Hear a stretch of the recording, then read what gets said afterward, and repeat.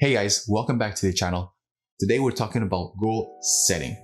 More specifically, how to actually stick to the goals and resolutions and routines that you'll be making this year. Because the truth is that the chances that you actually stick to them this year are against you. And it's not your fault. There's a lot of factors that can contribute to this when it comes to goal setting. So, of course, the first thing that you hear when it comes to making goals is make it smart, specific, measurable, achievable, realistic, time-bound. And it's a great place to start because it's a proven framework.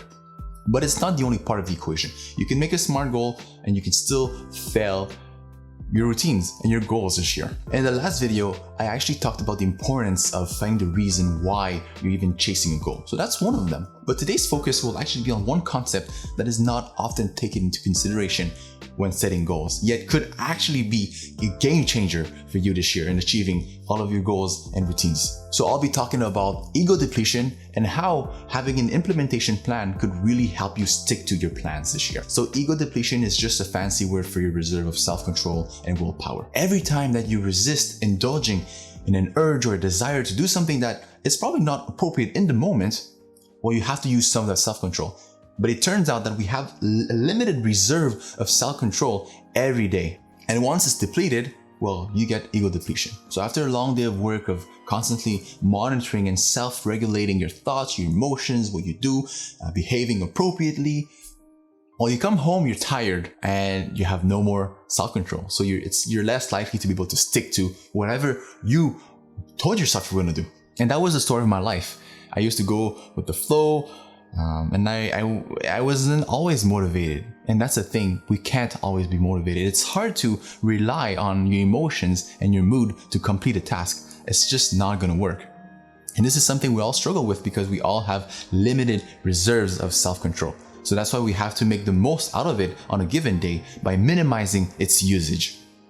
Especially in this noisy world where there's so many things coming at you at the same time. You want to keep things as simple as possible. And again, to minimize the usage of your self-control. Here are 3 things that have really helped me and I think you should keep in mind and adopt whenever you're setting a goal. The first one is making your goal autonomous. So think about it, kind of in line with the reason why you're doing it, but why are you doing it? Is it because everyone has chosen that goal? Is it really what you want to improve on? Is it really what you want to do? Let me give you an example. I think going to the gym is one of, if not the most popular goal out there, but it's not for everyone.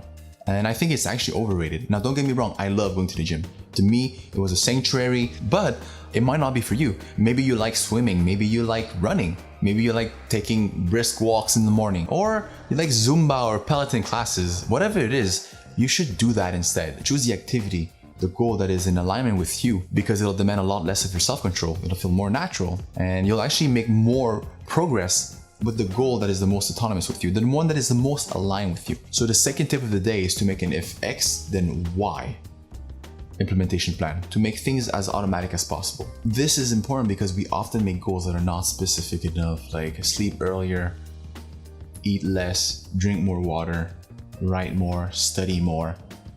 All this is very vague. You're just going through the motions with no idea of what really needs to be done. So if you can have an X then Y approach, it really simplifies everything for you because you know what to do and when to do it. And you don't have to question yourself. You don't have to prepare yourself mentally every single time that you're gonna tackle on that activity.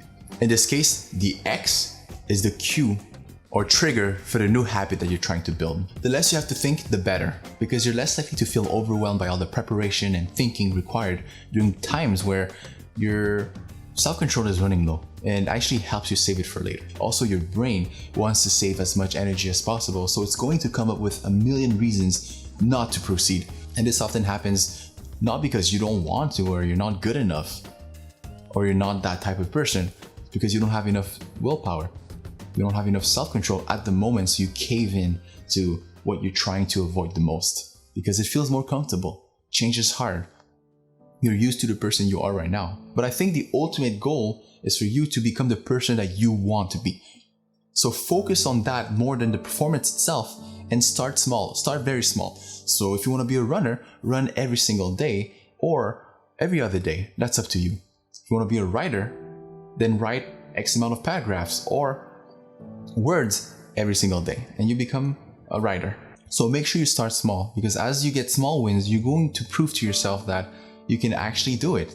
You can change. And you'll slowly see that you're becoming the person that you want to be. The last idea is actually inspired by James Clear, who is the author of Atomic Habits. Essentially, once you begin to identify yourself with a new habit, you don't have to rely on motivation as much anymore. Until I understood the power of habits, I was all over the place. I was just going with the flow with no schedules whatsoever, with no planning, I guess other than showing up to my classes. And my grades and just my overall life really reflected that. I was very distractible. Over time, your habits shape who you are, what you do, how you think, and aligning your goals and routines with the habits of the person you want to be is what's going to really change you at the end of the day. So make your goals and routines autonomous. Have an if X then Y plan to reduce all the preparation involved. Focus on who you'd like to become and start small so you can actually build momentum and prove to yourself that you can change. And don't worry too much about the results and appearance or the finish line, because if you set the bar too high, you'll feel overwhelmed within weeks, if not days, and that's when you'll give up. So that was it for the video, guys. I hope that was useful and you got something from this. Let me know in the comments down below if you did. And that being said, I'll see you guys in the next one. Thank you. Bye-bye.